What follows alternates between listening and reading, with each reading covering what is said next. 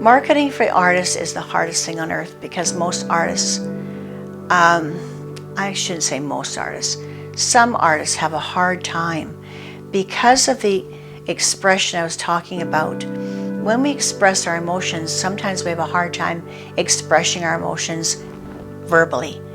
So unfortunately, a lot of expression for artists is on paper or on whatever medium they're working with. So being that type of personality, it's really hard to get out there and say, hey, this is a good piece here. I want you to buy this. That's a whole different side of the brain you're using.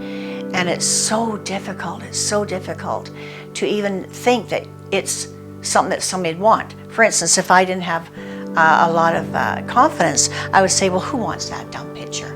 It's just something for me. So I stuck it in the corner, and I'd stick it in the corner in my house, and nobody'd ever see it, and I wouldn't think anybody should see it, and that's wrong.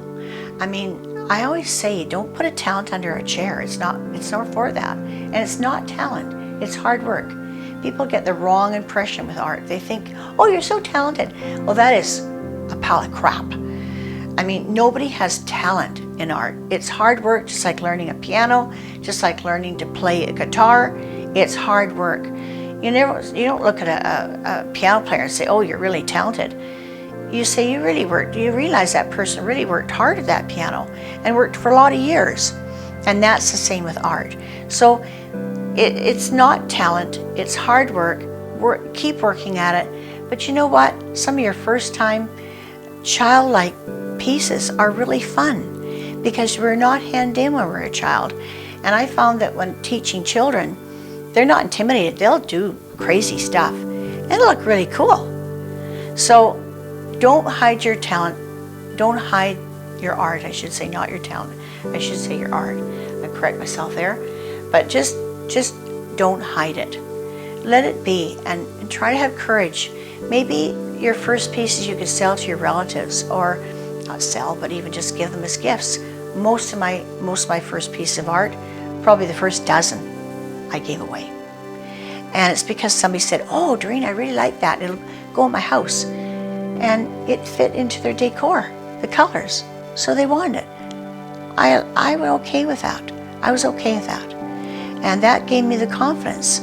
Once I saw pieces were being gifted, that they really wanted them for their home. And that's part of it. So even if it's for their home and they're for their own personal decor, hey, that's an asset, and that's a thank you to you, and that's really kudos to you. So enjoy it, let it be. I hope you've really enjoyed this video. I hope it's helped you. If you have any questions or comments, or even suggestions, get a hold of me. I'm easy to get a hold of. I'm around town. You can use my website and get me there at doreenvalin.ca, or I even have an email address of dsvelin@hotmail.com. So yeah, I'd love to hear from you.